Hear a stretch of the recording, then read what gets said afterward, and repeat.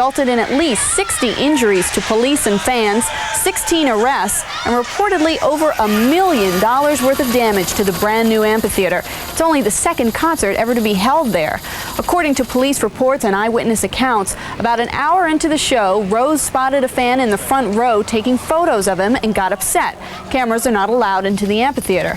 Rose reportedly yelled several times for security to stop the fan from taking pictures. When they failed to respond, Rose announced that he would get the guy himself and then jumped into the crowd and allegedly pummeled the fan. Venue security jumped in to pull Rose off the fan. Then Guns N' Roses security jumped in to pull them off Rose. Axl eventually made it back to the stage, announced, "Thanks to your lame-ass security, I'm going home," and left the stage. The rest of the band played on for a few seconds, then left when they realized Axl was gone for good.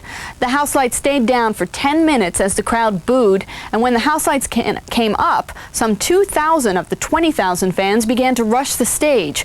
Along the way, the fans assaulted security and police officers, destroyed seating, ripped up turf, and then took to the stage, attacking or walking off with Guns N' Roses' gear.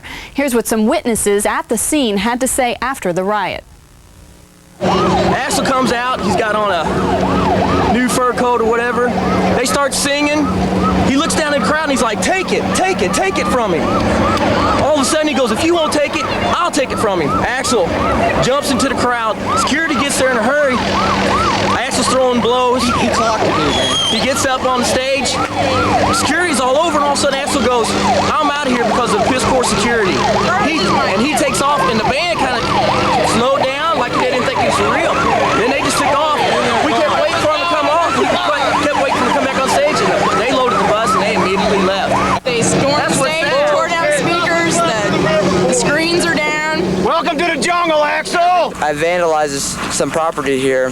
I pulled out some plants and I threw it against the wall. I was mixed up in the commotion. I know I shouldn't have done that, but I just let my adrenaline take over. So far, no one's serious. I don't think we're going to have anybody that's admitted to the hospital tonight, but we're repairing a lot of lacerations and doing a lot of x-rays at this point. As supervisors that were there took firm control over the officers. We were very cognizant of incidents that have happened around the country with police brutality being an issue. We were concerned that that would not happen here, and it did not happen here. The Maryland Heights Police Department says that Guns N' Roses snuck out of the venue and hightailed it out of town during the melee. However, Guns N' Roses management says that as soon as Axl and the band got off stage, they were told by police and the concert promoter to leave the venue at once, which they did. GNR management adds, quote, "We saw lots of people in the show with bottles, cans, cameras, even knives. One of our roadies was hit on the head with a bottle trying to save Slash's guitars. You ended up with kids all over the stage, destroying drums and grand pianos and lighting rigs. This is a month-old venue with a new staff. We think security was insufficient for this event." Meanwhile, 3 hours after the riot started at 2:30 a.m. Wednesday morning, Axl Rose phoned a St. Louis radio station and in an off-air conversation reportedly said the band would have liked to have come back to finish its show, but things got out of hand too quickly.